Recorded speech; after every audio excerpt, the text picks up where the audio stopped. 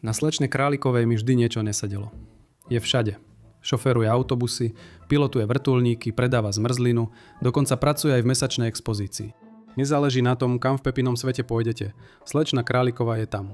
Usmieva sa, sleduje a pracuje. Najprv sa to môže zdať len vtipné, ako opakujúci sa žart o najzamestnanejšom zajačikovi na svete. Ale čo ak to nie je len vtip? Čo ak je za tým niečo oveľa hlbšie? Niečo skryté za tým veselým úsmevom? Pretože v poslednej dobe si fanúšikovia začali všímať niečo zvláštne. Malé stopy roztrúsené v epizódach naznačujú, že slečna Králiková nemusí byť len usilovná postava, ale tá, ktorá v skutočnosti tajne ovláda celý Pepin svet. Zamyslite sa nad tým. Každá veľká udalosť, každé verejné zamestnanie, každé vysielanie sa nejako týka jej. Vie o všetkom, čo sa deje. Všetci jej dôverujú a vždy je o krok vpred.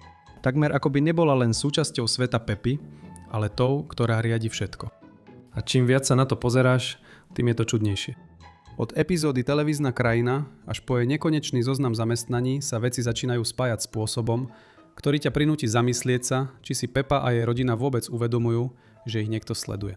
Takže, poďme odhrnúť oponu a odhaliť šokujúcu pravdu o slečnej Králikovi, ktorý možno tajne ovláda celý vesmír Peppa Pig. Začneme tým, že sa pozrieme na epizódu, ktorá odštartovala túto teóriu. V 6. sérii, 20. epizóde s názvom Televízna krajina nahliadneme za oponu televíznej produkcie v Pepinom svete. Epizóda začína celkom nevinne, keď prasiatkovská rodina spolu s Emíliou a Edmundom Slonom sledujú reláciu Superzemiaka. Ale práve to, čo sa stane ďalej, pripraví pôdu pre našu teóriu. Počas relácie si mama prasiatkov uvedomí, že pozná znelku Superzemiaka slovo po slove, aj keď sa ju nikdy úmyselne neučila. Ocko prasiatko potom poznamená, že je to preto, lebo tá istá relácia sa vysiela každý deň v rovnakom čase, rovnakým spôsobom.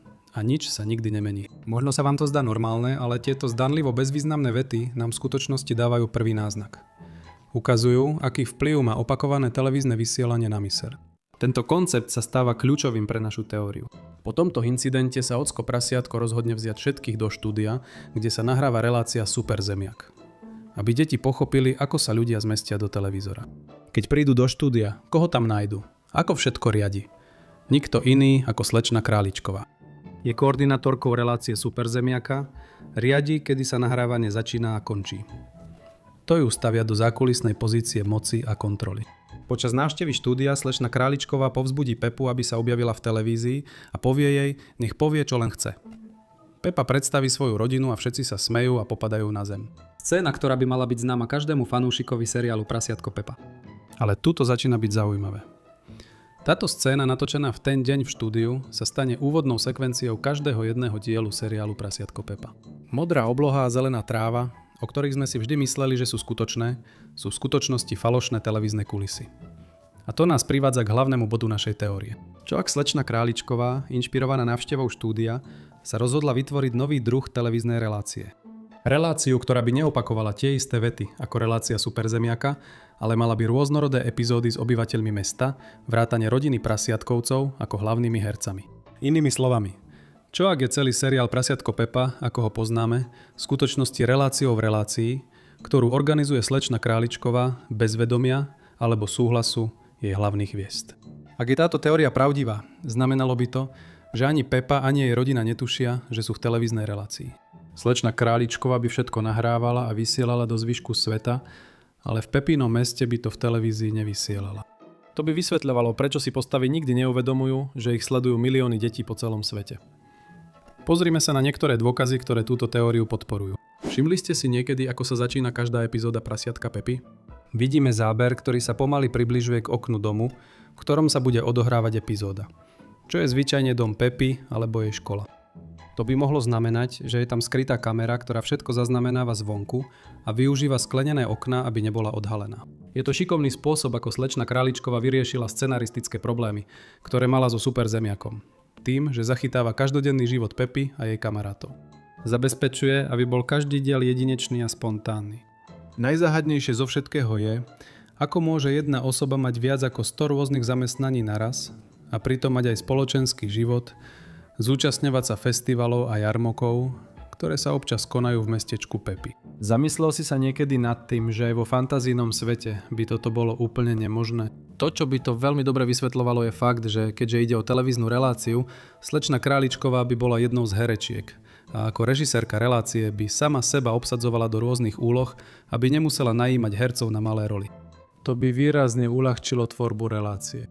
A keďže sa zdá, že obyvatelia Pepinho mesta nie sú veľmi bystrí, neuvedomovali by si to a skutočne by verili, že slečna Králičková má viac ako 100 rôznych zamestnaní, čo je v skutočnosti nemožné. A slečna Králičková nie je jediná, kto vie o tejto relácii. Napríklad najznámejší zo všetkých je Super Zemiak, ktorý je v skutočnosti aj pán Zemiak, čo potvrdzuje, že táto postava je tá istá osoba. Možno si myslíte, že je to nemožné, keďže boli videní spolu a Super Zemiak má super schopnosti. Áno, toto všetko je pravda, ale faktom je, že toto všetko je súčasťou show a plánu slečny Králičkovej. Zahŕňa to kombináciu špeciálnych efektov, hercov a kaskadérov, všetko zorganizované slečnou Králičkovou. A máme na to dôkaz. Pamätáte si, ako v epizóde Televízna krajina vidíme Super Zemiaka v štúdiu, ako skúša svoj hlas a číta zo scenára? To naznačuje, že pri tvorbe relácie Super Zemiak sa používajú špeciálne efekty a kaskadéry. A pán Zemiak nie je jediný. Rozprávač, ktorého počujeme počas epizód, môže byť ďalším zamestnancom najatým televíznou spoločnosťou slečny Králičkovej. To by tiež vysvetľovalo, prečo by slečna Králičková dostala medailu od kráľovnej za svoju náročnú prácu. V skutočnosti tá dáma pravdepodobne nebola skutočnou kráľovnou Anglicka, ale herečkou, najatou slečnou Králičkovou, aby hrala úlohu kráľovnej. Podľa tejto teórie sa teda slečna Králičková namiesto najúsilovnejšej obyvateľky mestečka Prasiatko stáva manipulatívnou postavou. Využíva svoje pochopenie vplyvu televízie na myslenie ľudí, na vytvorenie úspešnej relácie na úkor súkromia svojho suseda. Pamätáte si, ako mamka Prasiatková poznala znelku Super Zemiaka, aj keď si neuvedomovala, že sa ju naučila? Slečna Zajačíková sa zdá, že chápe túto silu opakovania a využíva ju vo svoj prospech.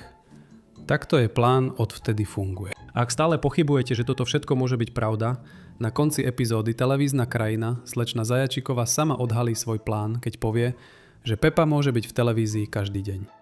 A ešte viac, hovorí, že tam budú stovky a stovky krát. Stovky a stovky krát. To jasne ukazuje, že to bol v skutočnosti prvý deň Pepinej show.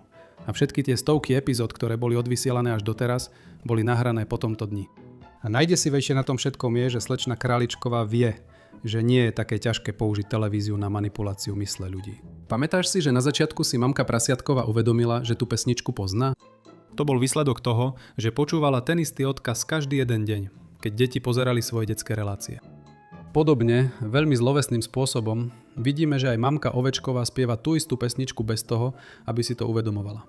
Čo jasne ukazuje, akú veľkú moc majú televízne relácie nad mysľami ľudí. To ukazuje, ako slečna Zajačíková veľmi dobre vie, ako všetko zmanipulovať tak, aby každý pracoval na jej relácii, aj keď o tom ani nevedie. Takže v podstate táto teória o slečne Zajačíkovej vytvára úplne nový spôsob, ako sa na tento seriál pozerať. Premieňa jednoduchý detský program na zložitý príbeh o mediálnej manipulácii a nič netušiacich hviezdach reality show. Okrem toho, že sa bojíme všetkého, čo mohla slečna Zajačíková urobiť, môžeme dospieť k záveru, že celý seriál je tajne nahrávaný. Aj keď je prekvapujúce, že rodina Prasiatkovcov mala celý ten čas televíznu show, nepovedali by sme, že slečna Zajačíková je kvôli tomu zlá. Napokon, ona by predsa dala návrh. A Pepa a jej príbuzní by si boli vedomí, že sú súčasťou televíznej show. Iba my, diváci, by sme nevedeli, že tu bolo všetko naranžované. Problém je v tom, že všetko nasvedčuje tomu, že nikto v meste okrem tých, ktorí pracujú v štúdiu so slečnou Zajačíkovou, nevie, že sú natáčaní pre show. Tak čo si o to myslíte? Mohla by byť slečna Zajačíková naozaj zlou bábkarkou, ktorá ťahá za všetky nitky? Alebo je jednoducho len usilovnou obyvateľkou, ktorá si hľadí svojho? Dajte nám vedieť svoje názory v komentároch.